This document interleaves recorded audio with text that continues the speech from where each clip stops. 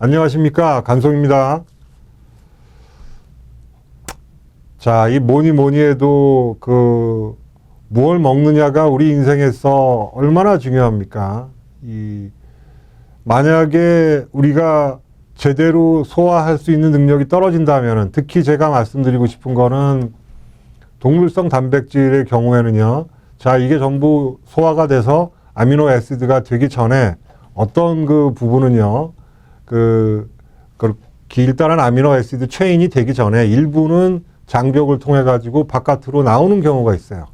그렇게 되면은 온몸에 마치 우리를 몸에서는 그것을 염증으로 인식할 수가 있는 거거든요. 그렇게 되면은 이런 어떤 미처 소화하지 못한 동물성 단백질이라든가 또 하얗게 눈에는 참 보기 좋습니다만은 눈같이 하얀 흰 밀가루, 여러 가지 각종 열 가공 식품, 필요하지 않은 처방약들, 옥수수 액상 과당, 영어로는 하이프룩토스 콘시럽이라고 그러는데, 이런 것들, 하얀 설탕, 뭐든지 하얀 게 먹을 때는 그렇게 좋지 않은 것 같아요. 그래서 이런 것들이 염증을 일으키고 기타 여러 가지 독소들, 이런 것들을 우리 몸에서 제거를 해야 되기 때문에 정말 피곤해지는 거예요. 우리 몸은 일주일에 7일 그 말 그대로 하루 24시간, 하루 종일 이 염증을 제거하고 독 제거하고 지칠 대로 지친다는 것이죠.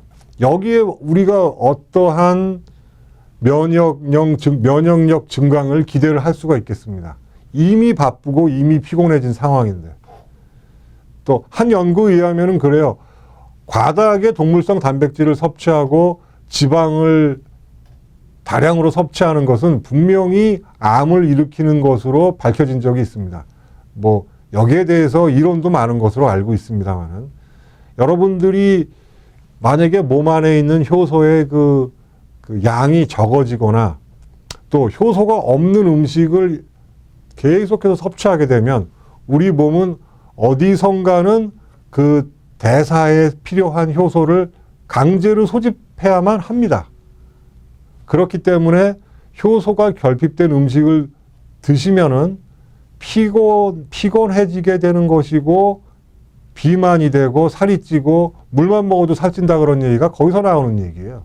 심장병이 생기게 되는 것이고, 자가 면역 질환이 생기게 되는 것이고, 궁극적으로 암에 걸리는 경우가 생기는 것이죠.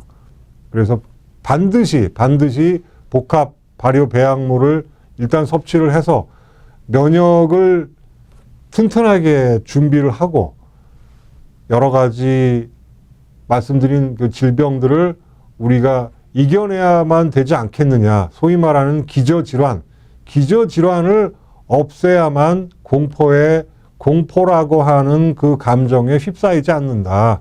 칠정 중에 제일 무겁다 그럴까요? 무섭다고 하는 것이 공짜 아니겠어요? 무서울 공짜. 이게 아직 오진 않았는데, 내가 걸리진 않았는데 이렇게 되면 어떡하나 하는 공포. 그런 것 때문에라도 할 수 있는 거라고는 면역을 한번 챙기는 게 지금 최선이다.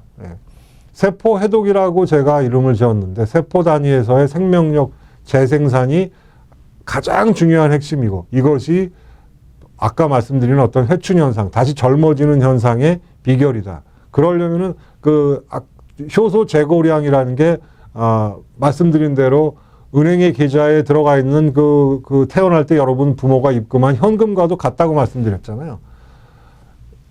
맨 처음에 부모님이 넣어준 돈이 많다 그래가지고 나는 억만장자라고 생각하고 부자라고 착각을 하고 흥청망청 쓰고 이렇게 살다가는 파산되게 되는 것이죠. 그렇기 때문에 계획된 삶을 해야 되고, 필요하면 효소를 외부에서 유입해야 되는 것입니다. 제가 그냥 최근에 치료하는 환자 중에는 이런 분이 있었어요. 신장 그전에 이제 암도 걸리셨고 여러 가지 몸이 아프셔가지고 신장의 기능을 가름하는 수치 중에 크리에틴이라는 수치가 있는데 거의 6에 가까운 5.9에 가깝고 완전히 과체중이고 굉장히 안색이 어둡고요. 당연히 그 행복해 보이시는 얼굴이 당연히 아니겠죠. 이런 환자분이 아까 말씀드렸던 그런 복합 발효 배양물을 말하자면은 세포 해독 프로그램을 시작을 해서 지금 58일, 59일째 지금 하고 계신 분이 계세요.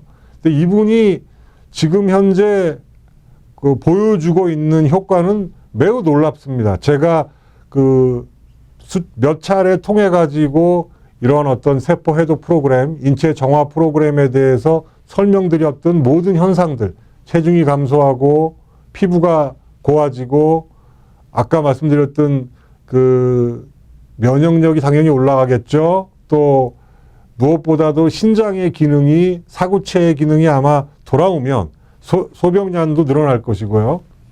이런 그 놀라운 그 현상이 벌어지고 있는 것을 제가 목격을 하고 혹시 기회가 되면 이 환자분도 어떤 계기로 시작을 했고 지금 어떻게 진행이 되고 있고 현재의 느낌은 어떤지, 그리고 또 뭐 앞으로 기회가 된다면 또 이후에 이분의 어떤 그 혈액 검사라든가 어디까지 치료가 됐다라는 것도 나눌 수 있는 그런 기회가 됐으면 좋겠다, 이런 생각을 해봤습니다.